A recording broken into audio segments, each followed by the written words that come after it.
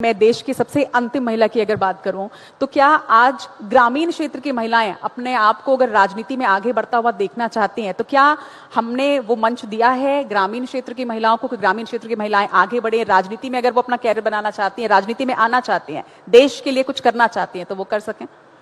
अभी आप पार्लियामेंट में ही देख लीजिए, हमारी सावित्री ठाकुर आई हैं, केंद्रीय मंत्री बनाया है, और निर्णय ले रही हैं वो बैठ के।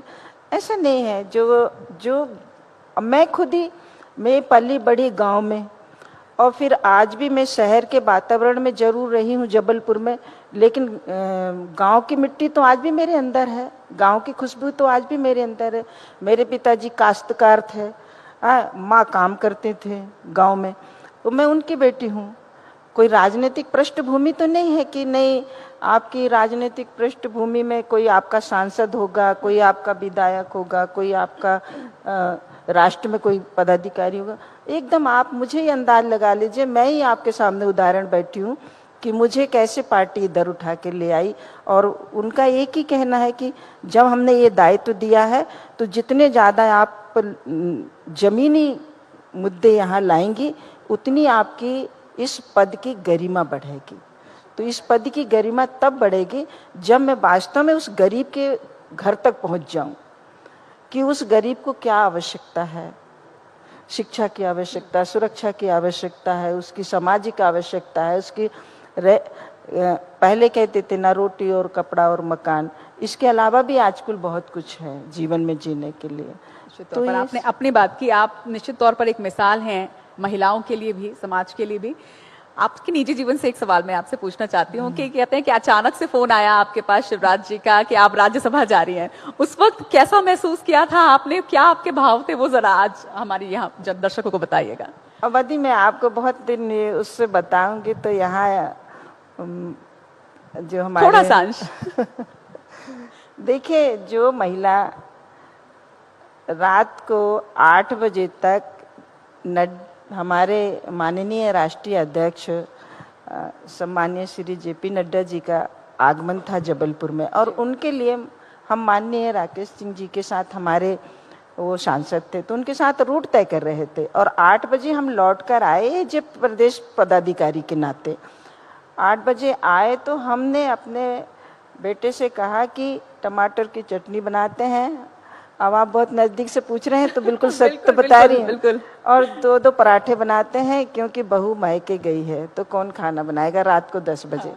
हमने वो थाली में आटा निकाल कर गूंद रहे थे, इतने में हमारे प्रदेश अध्यक्ष जी का फोन आया कि सुमित्रा जी भोपाल आना है आपको। तो मैं बोली भाई साहब, हमारी बात हो चुकी थी आपसे कि माननीय राष्ट्रीय अध्यक्ष जब जबलपुर आ रहे तो मैं जबलपुर में स्वागत करूंगी, प्रदेश पदाधिकारी जो हैं वो भोपाल में करेंगे, मगर मेरा गृह ग्राम है वो इधर आ रहे हैं, मैं नहीं आ सकती। तो उन्होंने बोला मैं दिल्ली एयरपोर्ट से बोल रहा हूँ, साथ में शिवराज जी भी हैं, आप इनसे बात करो। उनने फोन उनको पकड़ा दिया। तो माननीय मुख्यमंत्री जी बोले 2 जोड़ी कपड़ा ले लो और सीधे आप भोपाल आ जाओ। तो मैंने बोला भाई साहब, हम कल आ जाएं तो चलेगा, नहीं अब भी आना है, कल के लिए टाइम नहीं है। तो रात को ये बताओ, कोई ट्रेन नहीं, कोई हमारी सुविधा नहीं, और हम कैसे गाड़ी में बैठ जाएं। तो फिर उन्होंने बोला तो कि अभी मोबाइल खोल के देखो, हमने आपको टिकट भेज दी है ओवरनाइट के। और हमको पता नहीं है, ये सत्य है कि हमको पता नहीं है कि हमें क्यों बुला रहे हैं जी। और हम अपने छोटे भाई को फ़ोन करे कि जल्दी आ जा, भोपाल जाना है, मैंने रख लिया 2 जोड़ी कपड़े और ट्रेन में चल दे। तो वो आ गया और हम भागते भागते, कलेक्टर का फ़ोन आया कि मैडम प्लीज़ 2 मिनट रुकिए। उस समय पे हमारे टी राजा जी थे ना कलेक्टर। तो हम बोले अरे हमारा ट्रेन का टाइम हो रहा, भोपाल जा रहेंगे, तुम्हारा क्या काम है। तो बोले कि अरे बस मैं मिलने ही आ रहा हूँ। मैंने बोली इतनी पुलिस क्यों आ गई मेरे घर के, मेरे मोहल्ले के लोग आपको अंदाजा भी नहीं था, आपको भनक भी नहीं थी कि क्या हो रहा है? नहीं है, अभी बस बुला रहे।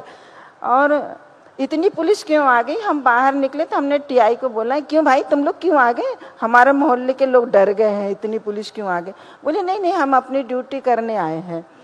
हम बाहर निकल गए सड़क पर अपना बैग लेके, और अपने भाई को बोले कि गाड़ी लेकर आजा, जल्दी स्टेशन चलते हैं। इतने में टीआई वो कलेक्टर साहब बोले मैं सतपुला तक पहुंचा हूं और बस में मिलना हूं। मैं बोले भाई मेरे पास टाइम नहीं, मैं जा रही हूं।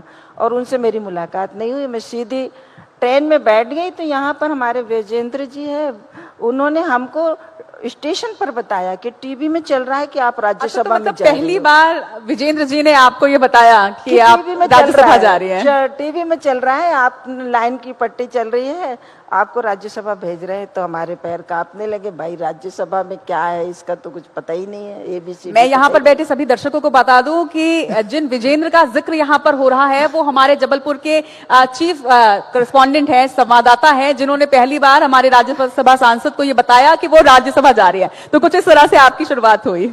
हाँ, फिर वो तब उन्होंने बोले कुछ बोलो कुछ बोलो। तो मैं बोली क्या है, वो पार्टी ने जो तय किया होगा कि मैं राज्यसभा में जा रही हूँ, तो मैं तो अभी भोपाल जा रही हूँ, मुझे कुछ पता नहीं है, ये आप बता रहे हो तो मुझे पता है।